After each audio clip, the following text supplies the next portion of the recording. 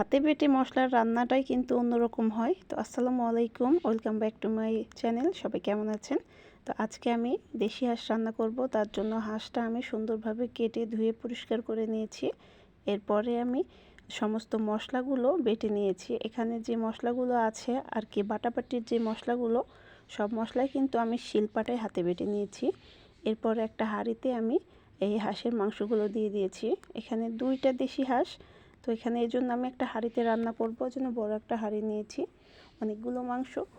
তো এরপরে যত মশলা ছিল আর কি, বাটা মশলা, এই হাঁস রান্না করতে যেই মশলাগুলো লাগবে সবগুলোই আমি এক এক করে দিয়েছি। যেমন পেঁয়াজ কুচি, মরিচ কাটা কেটে দিয়েছি, এরপরে আদা রসুন জিরা ধনিয়া, তারপরে পেঁয়াজ রসুন তেজপাতা, গরম মশলা সাদা এলাচ থেতো করে দিয়েছি।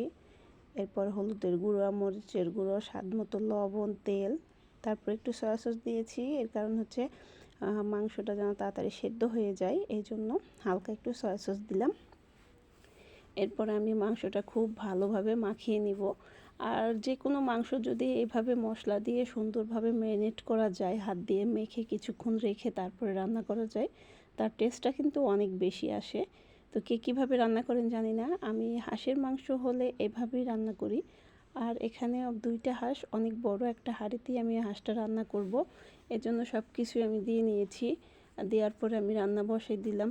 এখন একটু মাখাই নিব, মাখিয়ে নিয়ে কিছুক্ষণ রেখে দিয়ে তারপরে রান্না বসাই দিব। তো এইভাবে হাঁসের মাংস রান্না করতে কিন্তু রান্না করলে অনেক টেস্ট হয়। তো আমি একটা কথা বলি ছোট্ট করে, যে আমার ভিডিওটা যদি ভালো লেগে থাকে তাহলে অবশ্যই চ্যানেলটি সাবস্ক্রাইব করে আমার পাশে থাকবেন। আর এই যে দেখেন, আমার কিন্তু মাংসটা সুন্দর মতো মাখা হয়ে গেছে। এখন হাতটা ধুয়ে আমি একটু পানি দিয়ে দিব। এই পানিটা দিয়ে আর হাঁস থেকে যে কষানোর সময় পানিটা বের হবে, ওটা দিয়েই কিন্তু আমার রান্নাটা হয়ে যাবে। আমি এখানে একদম অনেকগুলো পানি দিয়ে সেদ্ধ করব না, তাতে কিন্তু মাংসের স্বাদটা নষ্ট হয়ে যায়। এখানে হালকা করে পানি দিয়ে কষাই যে পানিটা বের হবে, ওটা দিয়েই গোশটা সেদ্ধ হয়ে যাবে। এই যে দেখেন, পানি কিন্তু অনেকটা পানি বের হয়েছে, এভাবে কিন্তু অনেক পানি বের হবে। তারপরে আমি কষিয়ে রান্না করে নিব। দেখে হয়তো বুঝতে পারতেছেন যে তেলটা আস্তে আস্তে উপরে চলে আসছে। তো এই দেখেন, অনেক পানি বের হয়ে গেছে। আমি কিন্তু কোনো পানি এখানে দেইনি, এই হাঁস দিয়েই পানিগুলো বের হচ্ছে, মানে ঢেকে কষাই নিচ্ছি। আসলে সব ভিডিওই তো করা হয়ে ওঠে না, অনেক সময় অফ ক্যামেরায় অনেক কিছু মানে ভিডিও হয়ে যায়।